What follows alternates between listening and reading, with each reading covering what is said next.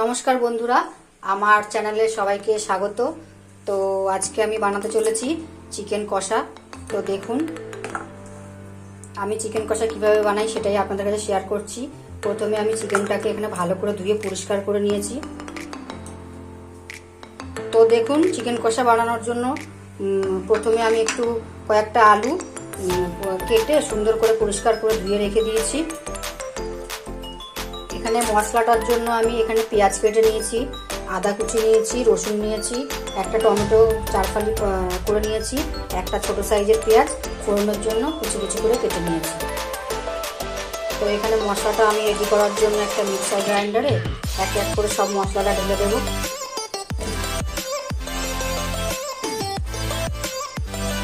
তো মশলাটা আমার মিক্সার গ্রাইন্ডারে নেওয়া হয়ে গেছে, এতে অল্প একটু জল দিতে হবে। তো এখন মশলাটা আমি পেস্ট করে নেব। দেখুন মশলাটা আমার পেস্ট করা হয়ে গেছে। দেখুন যে পেস্ট করা মশলাটা আমি এখন মাংসের মধ্যে ঢেলে দিচ্ছি। তো এই মশলার মাংসের মধ্যে আমি একটু কাঁচা সর্ষের তেল ছড়িয়ে দিচ্ছি। এখন মাংসটা ভালো করে মাখিয়ে নিতে হবে। দেখুন মাংসের মধ্যে মশলাটা আমার ভালো করে মাখানো হয়ে গেছে। এখন রান্নার দিকে যাওয়া যাক।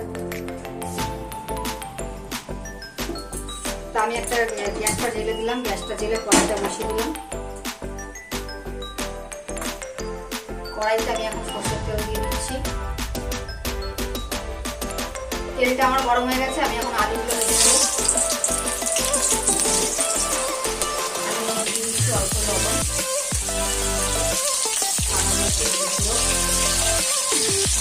করে নেড়ে ভাজা ভাজা করে নেবো।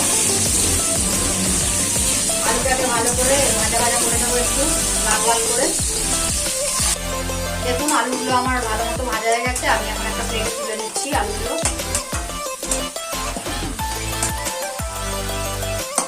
দেখুন আলুগুলো আমার সুন্দর করে ভাজা হয়ে গেছে। এখন আমি একই কড়াইতে আরেকটু তেল দিয়ে দিচ্ছি। তেলটা আমার ভালো মতো গরম হয়ে গেছে। এখন আমি কেটে রাখা পেঁয়াজগুলো দিয়ে দিচ্ছি।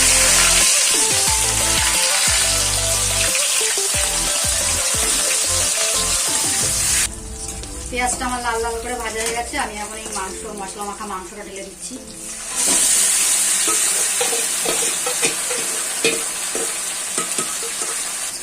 এখন আমি মাংসটা ভালো করে মশলার সঙ্গে মিশিয়ে দিচ্ছি।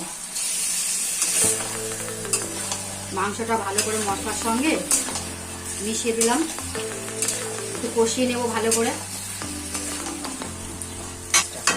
এখন যে টমেটোটা কেটে রেখেছিলাম ওটা দিয়ে দিচ্ছি।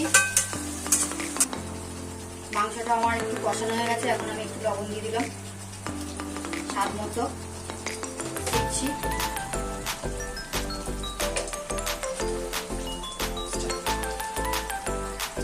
ঝাল লঙ্কার গুঁড়ো দিয়ে দিচ্ছি, 1 চামচ মতো কাশ্মীরি লঙ্কার গুঁড়ো দিয়ে দিলাম।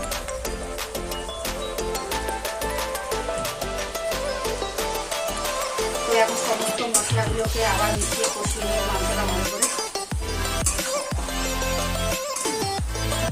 এখন আমি ভেজে রাখা আলুগুলো দিয়ে দিচ্ছি। আলু দিয়ে আবার একবার ভালো করে নেড়ে নেব। এখন আমি একটা ঢাকা দিয়ে দিলাম, মাংস থেকে তেলটা বেরোতে সময় দেবো। কিছুক্ষণ পর ঢাকাটাকে খুলে নিলাম। তো দেখুন আমার মাংসের থেকে তেল কিন্তু ছেড়ে দিয়েছে। তো এখন আমি আবার নাড়াচাড়া করে নেব।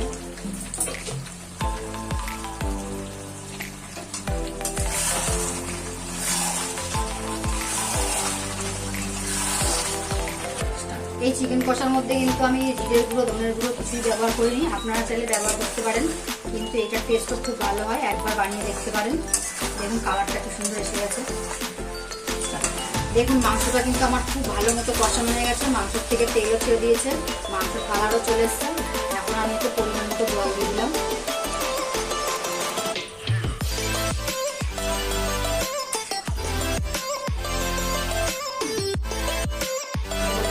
চাপা দিয়ে রাখলাম, সময় দেবো।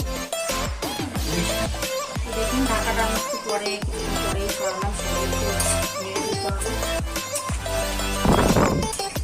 মাংসটা আমার মোটামুটি সেদ্ধ হয়ে গেছে, কিন্তু আরেকটু